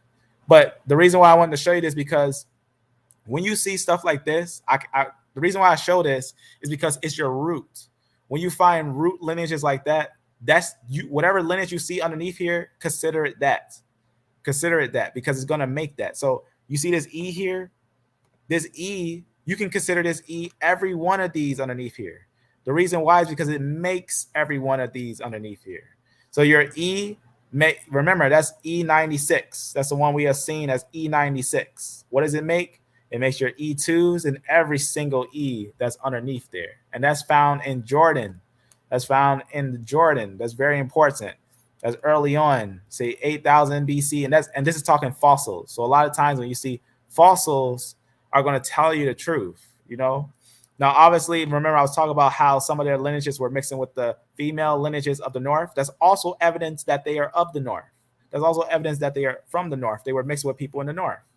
This one is born. This one would be one that was born after one, because this one would be one that was mixing already, showing itself that it was mixing with a European lineage in the north. That's very important. So this one would make E2. This one would make E1a. This one would make E1B1a. This one will also make E1B1b. As we know, E1B1, if we have an E1B1, right, like here, E1B1 is going to be a different subclad. So E1B1 is down here. It's not going to make these, but it's going to make E1B1b and E1B1a, which we already confirmed when we looked at Mota and things like that, B38. E1B1 makes E1B1a. E1B1 makes E1B1b. So E1B1 makes E1B1a. E1B1 makes E1B1b. So you see what's going on there? That's very important. So they were found in the Levant. So your earliest E found in the Levant that makes these lineages, and even the subclad of the earliest E that makes your E1B1a, E1B1b lineages were found in the Levant. But your earliest A is found in Levant. That's very important. So that means that they are early lineages that are going to be found, even coming from CT, which is the root, that are found up in the north. These are going to be your northern lineages that would be considered Shemite lineages, right? Right in the middle, right? They're not the lower parts, they're not the higher parts, they're just right in the middle, right there in the Levant, in the area of Mesopotamia and stuff. So you get them right in the middle.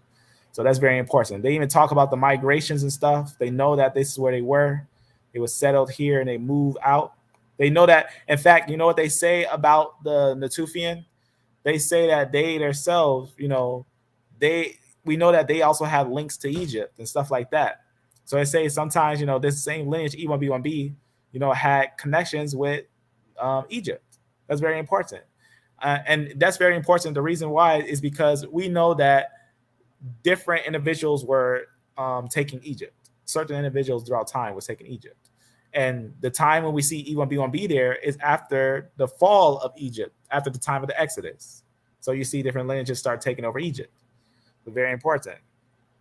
So you can see it's the reason why that's important, because the actual evidence, when a lot of times they try to show that E started down here, actually the evidence show D and E was an upper lineage. D and E shows evidence of being upper areas.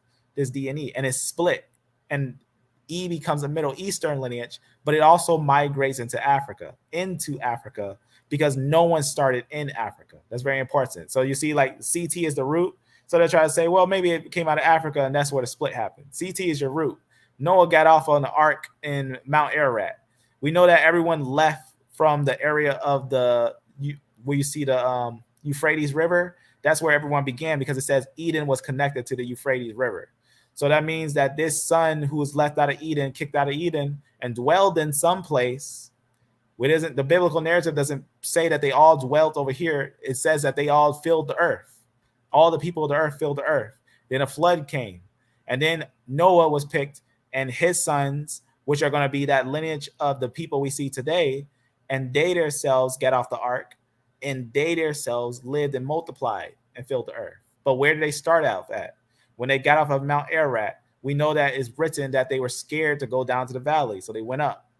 They went upwards, and then Nimrod convinced them. They came down. They settled in these areas. Some settled here, some settled there. And some didn't even want to settle with them. Some said, no, I'm not going to settle with Nimrod, and went different ways. And then what happened? We get the split of the languages. They all had different languages and went into different areas. They were split by linguistics, which we see evidence in the language family now. If you ever look up the language family, we see evidence of that. So, and the reason why we see them all the way up here in this time, because we're talking ancient information, right? Because we know F, right? Haplogroup F makes all the Japhetic lineages, right? Your I, J, K. Remember I said from F comes I, J, N, K, N, H, N, G. That's very important. All your K lineages, T, R's, all that, whatnot, Q's, O's, and whatnot. That's not that. This is an easy picture to see. What you're actually looking at is a split of Ham, Shem, and Japheth. Ham actually would be more of a split that went downwards here. Some went over here. And remember, Ham is Nimrod. Nimrod was Ham. And Nimrod was also ruling over here. He's actually ruling over here and settling in these areas. It's very important. But the different thing about Nimrod versus the Shemites is that the Nimrod having A and B, the Hamitic lineages, those ones are actually going to be the first ones in Africa. And we always talk about that the E lineage replaced the first lineages of Africa, because they end up settling deeper in Africa first. And they were going to be your Hamitic lineages, your deep African lineages. And then later your E's came there, which was a Eurasian lineage that was in Europe and Asia, right? Europe and Asia. So that's going to be very important. Your D actually went all the way to Japan. Your D lineage went all the way to Japan. And your Japhetic lineages spread out throughout the whole world, right? That's very important. But these were all one. All these were all one with F, right? And all these were all one with DE. So DE and F were one. It's very important. Well, one as in from CT. So CT makes DE and it makes C and F, which you can see your C right here going down right there, moving throughout these areas, because actually C is found with the Natufians. C was actually mixing with the Natufians, the C. The C was mixing with the Natufian, the E. So that's why in the Natufian time, you find C and E together. And that's why sometimes we show that on the old people and whatnot, well, old people, In fact, I think that's this same note. So right here, you can see in the time of your Natufian, you see C and you see E. So you see your large portion of E and you see C. That's in the land of the Levant, right? Because we can find the actual locations. Remember, Natufian are named off of the mountains, the Hebron Mountains. That's where that name comes from. The Natufian comes from Dorothy Garrod, who named them off of the Natufian hills or the mountains in Hebron, the Judean hills. This is actually very important because they settled over here. And what's interesting is you see how they moved to Syria, to this area over here. There's a scripture that says, did not I take the Syrian from Moab or Ker, the land of Ker? So they were over here in the land of Moab and Ker, right? Settled in these different areas. And he said that he called them from that area and he moved them to Syria, right? Did not he move the Syrians from Ker, from the land of Moab? That means they was first down here. They went up there. And then who settled down here later? The Canaanites. We know that because we can find a history like the Sea Peoples and stuff like that, the movement of the Canaanites, when the Canaanites settled over here. So the Canaanites are totally different than the majority of the Natufian time. That's very important. So the time of the Natufian time would not be the time of like when you think of the biblical scale of the later sons of Canaan, right? When you think of the land that when it said to Abraham, the Canaanites that were down there and whatnot, that was said to Abraham that the Canaanites were down there. That's very important. It said that the Canaanites were down there, but we don't get mention of the Canaanites no sooner. That's very important.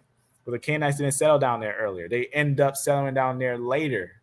We know that because of different migrations and even the fact that Egypt actually ruled up here for a long time. Egypt actually ruled this part of the land. Some people don't know that Egypt actually stretched up here and ruled up here. It was later when the Canaanites ended up coming and having their little area, the Philistines and stuff like that. That was later when they started coming down. That was actually originally the Sea Peoples. That's very important. But the people who settled over here in these areas, these were actually the original Shemites, and that were moved upwards. And they settled, and that's why we find them in Ebla and stuff like that, because they moved to Seir. That's very important. So we can find them in certain places like that because they had to move upwards. And this was the Natufians, the evidence of the Natufians, Seir moving upwards, right? Just like the biblical narrative say, because it says, didn't I call Israel from, right, in the book of Amos, did I call Israel from Africa or Egypt, right? Did I call them from downwards? Yeah. And then he called the Philistines from Captor, right? From the place of Crete, pretty much. Yeah. That's evident because of Sea People's invasion. And did not he call the Syrian from Ker or the land of Moab? Yeah. The Syrians were down here and he moved them upwards. He moved them upwards and they went over here. And that's why if you look on a little later, you get these later empires, they call them Akkadian, stuff like that, little different empires that spoke Shemitic, that actually conquered this area and that started here going out this way and conquered this area. That's important to know that that's going to be in connection with this group. And they later become a group that settled over here called the Chaldeans. They conquered these areas, settled over here, while the world is just battling with itself and they're being close with their brothers Elam. So the Chaldeans close with their brother Elam. That's very important, which we already confirmed Elam is D group. Already did that before already. We did it on the Kassite video and some other videos. But right here, you can see this is going to be your E group that's settled in these areas. So this area here, which we also know that this area is going to be encompassing Tel Halula, where we find those L3 lineages. Remember, L3 was also found over here. Those lineages are going to be found in the sense of the migration of this area. So that's something that's very important to understand.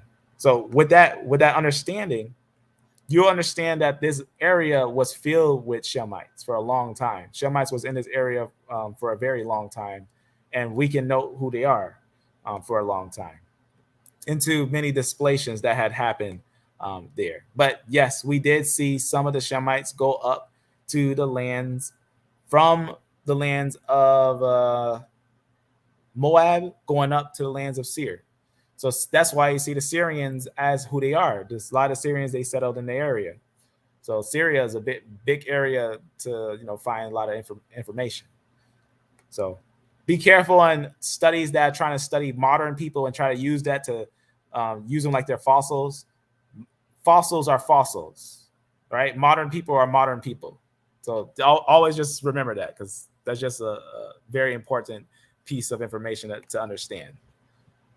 Now, what's important is when you see a lot of these scales like this big scale like this is just a what's the word I'm looking for? It's just a scale that's exaggerated. This fossil is actually less than that. But when you put it on a out of quote unquote out of Africa scale, it exceeds the out of Africa scale, is what it's saying. It's saying that because the age of the fossils, it exceeds the out of Africa scale. So sometimes you'll see that like that. They're scaling the out of Africa scale based on fossils, not based on modern people. So that's very important. If they're actually comparing it to fossils, a lot of times they'll just say things and wouldn't actually be comparing fossils. So that's just important to know, to make sure that you're looking at a fossil when it's comparing those things, which this is. That's a confirmed fossil. So with that, family, I just wanted to show this and give you this information, as this is very important. We do find your E2s outside of Africa, right? That's something that we know that we find. That's just something that happens because the people are not African, But you find your E2, right? It's going to be upper Europe and the European areas and whatnot. It's very important. So I'm just going to close some of these on just some notes. And we know that all E lineages are monophylactic. All E lineages are one family, even E2. All these are one underneath one branch with DE, right? That's very important. I'm going to close that. And that's pretty much it, family. So I just wanted to show that when you see your, A and B lineages, those are different. But if you see any E or D lineages, they're Eurasian. All those lineages are Eurasian. And then anything under F is one. Anything under FM89 is one family. So that's just important to understand. So if any questions, let me know. Otherwise, we already have information that E1a and E2 are going to be found in what people will call Eurasia. So we got finds in Pakistan, finds in upper areas in the north. So very, very important. Very, very important. And its roots confirmed in the north. So that's very important. So with that, family, that's all I got. I'll put some of the information in the description. But with that, be blessed, be beloved, and amen, family.